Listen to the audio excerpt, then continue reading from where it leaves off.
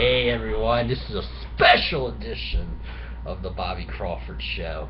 As you can see, I had some special music on there for you, try to get you fired up, especially those of you listening to me over on the coast in Wilmington, to get your butt over to Cherokee for this convention, okay? Please try to do that. As you can see, we're live in a hotel room about 20 minutes away from Cherokee, as you can see. Let's see. And I must say, I got there today around noon and had misread the email. Turns out the credentials work is not set to begin until tomorrow. So I had oodles of time, and I just, honestly, for like 3 hours, I walked around the Harrah's Resort, and it is a huge place. And I did go to the casino. However, I will say though, there's one tip I can give to anybody who goes to the casino is always have some cash on you when you go to a casino, because if you don't, you have to go to the ATM and they charge a fee, and the only thing you get out of the ATM is $20, and I only wanted to spend like $5 gambling because I'm very conservative, of course, and stingy with my money. So I just walked around the casino, but I did not actually play the slots. So I got to the registration, and of course, I admit I'm like a 5-year-old on Christmas morning, but we got, voila, the goodie bag. Look at the cool, just for this here logo. Hope you can see that with the mountains and everything. NCGOP 2014, and C-SPAN, of course, now 35 years old, and what a great resource that has been for the citizens of this country to see their government on TV. And boy, I tell you, the last 5 years or so has not been good, to say the least. So now I will open the goodie bag here and show you what we got inside. And for time purposes, I took a few things out already, but oh, Bobby, you're such a party. No. Okay, we have the box. Inside the box, there is a mug, coffee mug, as you can see. It's got the NCGOP logo. Very, very awesome. Then we have, what do we have in here? You get a t-shirt. Yes, again, NCGOP. And we have the logo. And let's see here. Live radio, you gotta love it. I got a couple no, before I do that, mobile phone bank. An awesome thing, you know, if you get tired of listening to candidate speeches and doing business of the party, which I hope people get more tired of candidates talking than doing party business, but you have the mobile phone bank. An awesome resource. Take some time at the convention. Please go see my good friend Taylor Playforth, who is the Victory supervisor down in Wilmington. He's here this weekend in Cherokee and helping out with that, so I'll give him some props there. Let's see, what else do we have? Ooh. That's some controversial stuff here. The Conservation Advisory Council says Teddy Roosevelt, Richard Nixon, Ronald Reagan, George H.W. Bush, and George W. Bush were presidents who promoted efforts to conserve our natural resources. North Carolina governors Jim Holshouser and Jim Martin continued those efforts at the national level. Now you are invited to continue the tradition of preserving our state's air and water resources. That sort of thing should belong in a Democrat convention. I can't believe that the NCGOP would approve something like that. Excuse me, folks. Crap! Okay, now we have a pamphlet that says, North Carolina conservatives concerned about the death penalty. It says here, now is the time for conservatives to take the lead in ending expensive government programs that don't work. North Carolina's death penalty system is a broken and inefficient program. Join our efforts to replace the death penalty with life imprisonment without the possibility of parole. So, do these folks think we conservatives are really dumb? So are you really saying that a person who goes out there, kills somebody, okay, should get life imprisonment that instead of the death penalty? In other words, I should rephrase that and say, do you think it's more cost effective to keep somebody in prison for the rest of their life, to, you know, have a cell, to eat meals, sleep, and all of that stuff, the taxpayer expense of holding prisoners? Do you actually think that that is more efficient to our government than just, you know, giving somebody an electric chair? I mean, that is just crazy. Threw that back there. Okay. Finally, the moment you all have been waiting for, we have the program. And in the program this year, we'll get to my notes here, it's a lot different than previous conventions. And I will say that looking at the agenda, there was an effort to put more business in there. And over the last 3 conventions, there's been a problem with credentialing delegates. In other words, we get there about 1:30, and we would hold off opening the convention for usually a half hour to an hour because, you know, traffic delay or some kind of stuff. So we get started at 2:30, an hour behind schedule, and then we would go through, and this year's the same thing. We go through, you know, the national anthem, welcome to the convention, all the auxiliary groups, which are your young Republicans, your college Republicans, your teenage Republicans, the the Federation of Republican Women, and the National Hispanic Assembly. We would go through all of that, okay? Then it would be, after that, being about an hour, so 3:30.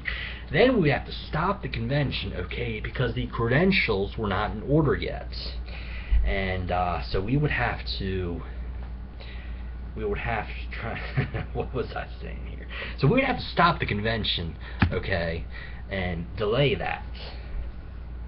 And that would usually take over an hour convention time away. Well, this year what they did, they started at 1:30, okay, and then at 3:15 they have breakout sessions. And which this year is a minority engagement forum and also a breakout session with Lieutenant Governor Dan Forrest.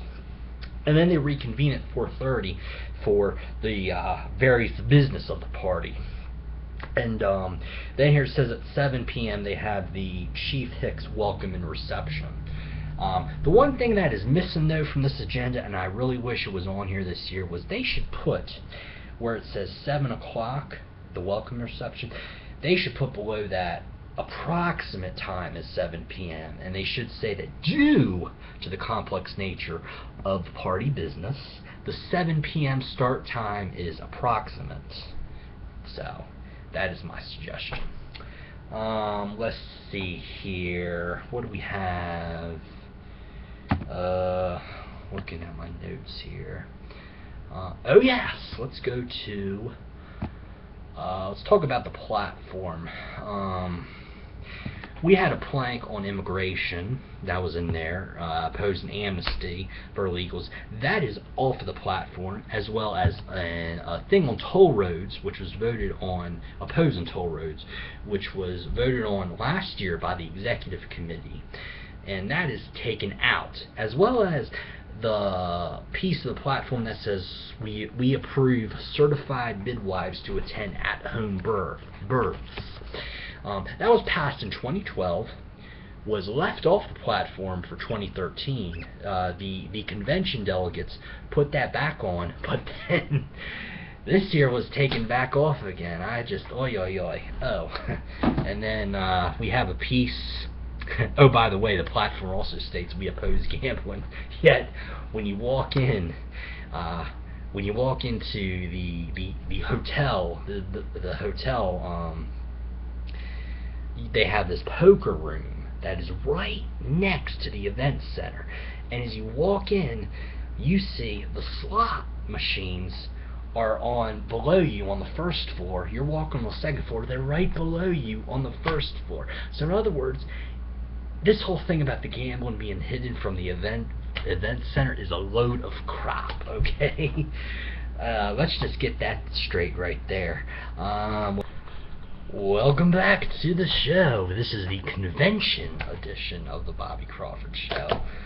And in my last segment, I forgot the most important thing in your goodie bag is your credentials badge. On there you see name, county, and that you're a delegate and not an imposter. But I'll tell you the coolest thing about these delegate badges this year from a new feature for this year is you see on the back there's this piece of paper that's in there. Wow. And it has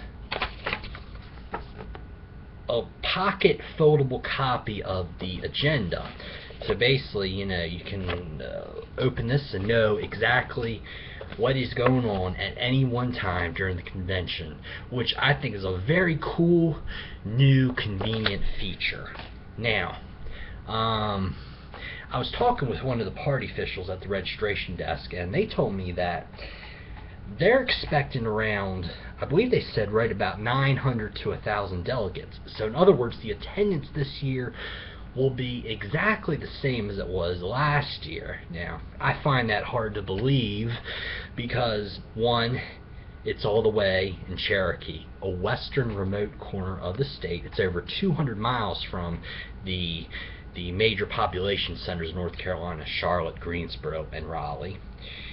Number two, the delegate fee was raised from $40 to $75 this year, and I have an update later on in the show, and I'll tell you exactly why that it was raised so drastically this year.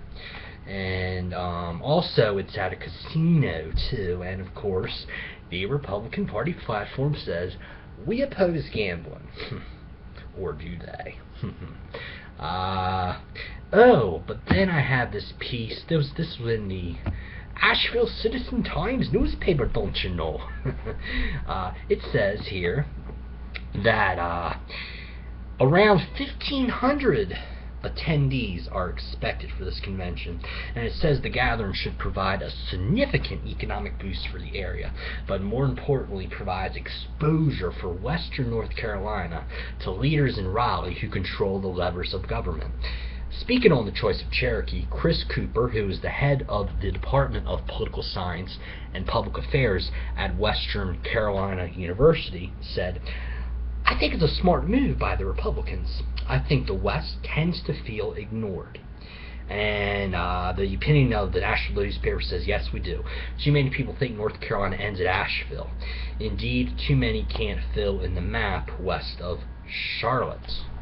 Now, I would like to think that maybe in the coming years, although there's been a lot of controversy this year having it so far in Cherokee, especially among my friends in the New Hanover County Republican Party, to have it so far, but I would think maybe in the coming years we could maybe look at Greenville or the Outer Banks area as perhaps to have the convention, because I really think that is another part of the state that gets ignored too.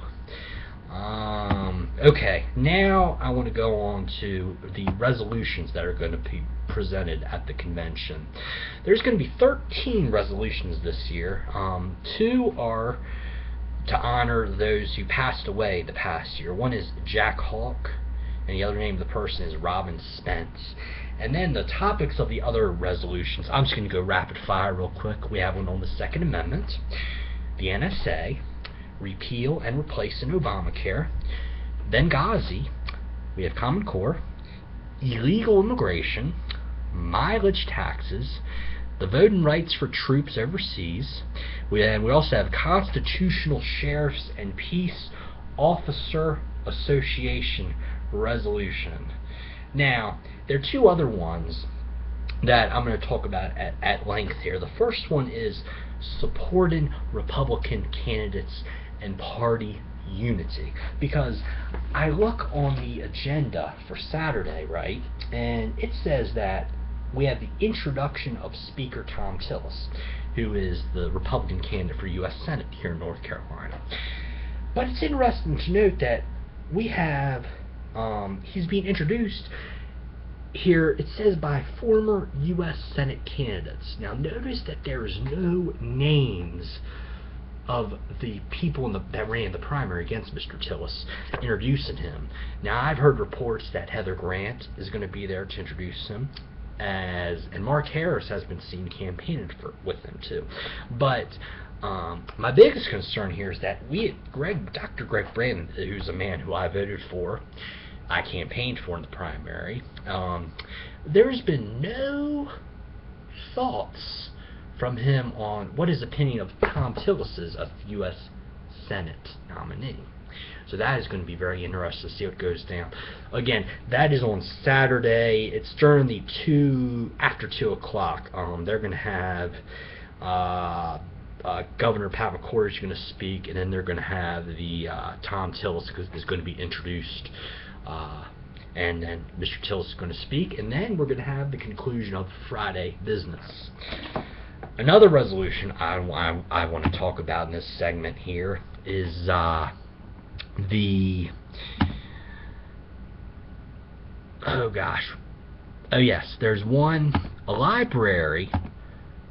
resolution to create a library of resolutions. Let me read it to you. It says, whereas in the past, resolutions have been voted on at the end of the NCGOP convention business, and delegates and alternates, as well as candidates and elected officials, and sometimes even organizational members of committee, are not even aware that the resolutions have passed. Issues and votes within those resolutions are lost without a library to reference them. Some former resolutions stated a request for distributions and have not been circulated. And the North Carolina Republican Party calls to form a library of past resolutions from the previous North Carolina Republican state conventions. Therefore, be it resolved that the NCGOP recommends all counties and districts set up an archived library of past resolutions on their websites for viewing. Therefore, be it resolved that the NCGOP document and post a library of past resolutions updated each year to be available for viewing on their corresponding websites. Therefore, be it resolved that the NCGOP candidates and officials also be made aware of the past resolutions for their knowledge on the issues and their awareness of the will of the delegates and alternates. And it says, therefore, be it further resolved that the resolutions passed at the NCGOP State Convention or by the Executive Committee be posted on the Republican Party's website for review in subsequent year by the committee, and archived resolutions will be saved in this Google program called Dropbox. Finally, transparency within the NCGOP and the NCGOP counties and districts is of utmost importance for educational purposes. The will of the delegates and alternates, when everyone cannot be at the state convention, will help to educate all of the GOP on these important issues. This, folks, is my favorite resolution, and I really hope and pray that it passes at the convention, because it makes our party more transparent to people out there, and it helps to market it and see when people ask you, what did you do at the convention, Bobby? Well, this is the library of our resolutions right here for you to see.